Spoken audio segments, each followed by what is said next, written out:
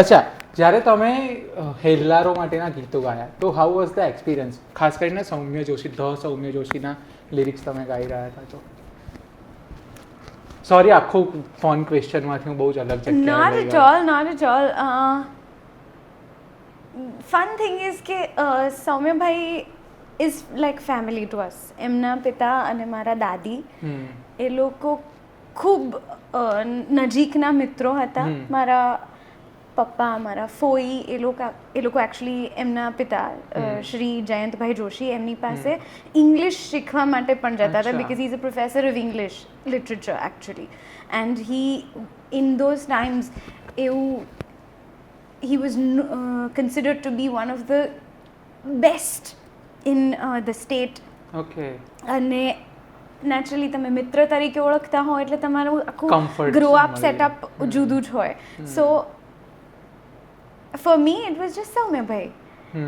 ધીરે ધીરે તમને રિયલાઇઝ થાય કે એકચ્યુઅલી વ્યક્તિનો જે ની જે ગ્રેટનેસ છે, એમનો જે એનિગ્મા છે, એ એમની કલમ થકી કઈ રીતે એ લોકોના આખા તમને અંદરથી હલાવી દે એવું લખે છે. સો એ ધીરે ધીરે તમને રિયલાઇઝ થાય. Plus I have also grown with the song to understand કે એ કેટલી રીતે, કેટલી જગ્યાએ, કેટલા વિચારોમાં, કેટલી સિચ્યુએશન્સમાં એક સ્ત્રીના જીવન સાથે જોડાયેલું છે. અને માત્ર મારું ગાયેલું ગીત નહીં, ચારેય ગીતો જે એ ફિલ્મના છે હેલ્લારોના, એ વાત કેટલી જૂની છે અને એને આજની સ્ત્રીની સાથે, આજની સ્ત્રીની તકલીફો સાથે, મુશ્કેલીઓ સાથે, ચેલેન્જીસ સાથે છતાંય રેલેવન્ટ રાખવી, એ સૌમ્યભાઈની કમાલ છે. સોરી. ઓફકોર્સ. તો હવે એ ગીત તમારું બહુ ફેવરિટ છે તો આપણે ગાઈએ થોડું. એટલે તમે ગાઈ ગાઓ, જ. આપણે શું ગાઈએ? ના ના આપણે ગાઈએ. મને ના ના નથી પ્લીઝ ઇરશાદ અરે ઇરશાદ. પૂરું થઈ જશે, કોઈ મારું પોડકાસ્ટ આગળ જોશે નહીં.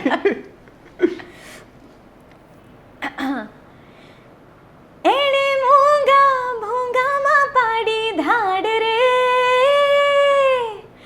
એણે મીઠા નારણમાં વાવ્યું ઝાડ રે, એણે સપના રાંધ્યા હું બેઠી ખઉં, એણે સપના રાંધ્યા હું બેઠી ખઉં, એવો આવ્યો રે આવ્યો અસવાર રે, હું એની ડમરીની ધૂળ બની જાઉં, એ તાલ દે અને હું તાલી દઉં.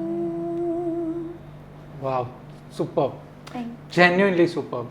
જનરલી બધાને જ આવું કહેતા હોય પણ ખરેખર બહુ you. That was not necessary. અચ્છા, આના પરથી એ બી મને યાદ આવ્યું કે તમે સ્કૂલમાં બી બહુ જ ગીતો ગાયા કરતા ને, એટલે કોઈ તમારી બાજુમાં બેસતું નહોતું. Is that true? It is true.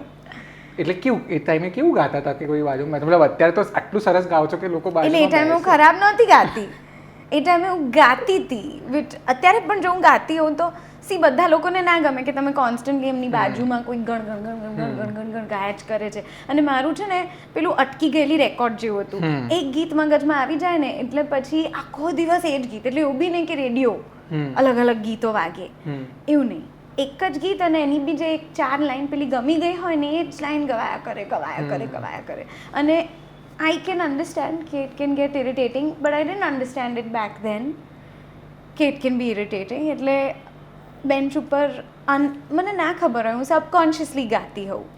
અને પછી 2 છોકરાઓ હતા કે જે મારી બાજુમાં બેસતા હતા અને સારી સ્કૂલ હતી તમારી, છોકરા છોકરીઓને બાજુમાં બેસાડતા હતા. અમારે તો અલગ અલગ ડિપાર્ટમેન્ટમાં બેસાડતા. ના, મારે તો compulsory girl and boy have to sit together. સારી સ્કૂલ? કઈ સ્કૂલ હતી આ? Delhi public school. Oh wow. હું મારા છોકરાઓને ત્યાં ભણવા મૂકીશ. ઓકે, કયું ફેવરિટ સોંગ છે? એક પણ નહીં. સાવ કોઈ બીજાનું સાંભળવું ગમતું હોય?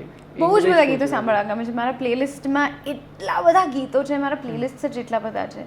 બટ બધાને એવું હોય ને કે મૂડ પ્રમાણે ગીત હોય. અમુક વખતે કંઈક નવું ગીત આવ્યું હોય કે તમે જૂનું ગીત હમણાં સાંભળો અને તમને બહુ આમ અટેચમેન્ટ થઈ જાય. જીવનની પણ તમારી એવી સિચ્યુએશન કંઈક ચાલી રહી હોય ને તમને આઈ લવ ધીસ. તમે તો સનમ સાથે પણ બહુ બધા જૂના સોંગ્સને રિક્રિએટ કર્યા છે ને, તો એમાંથી કોઈ સારું ગમતું ગીત ગાઈ પણ શું આપ? પછી ઓરા પણ ગાઈશું આપણે, ઓરાનું સોંગ પણ ગાઈશું. ડન. સનમ સાથેનું જે સૌથી popular is this one, Ye Raat Bheegi Bheegi, which I do really like.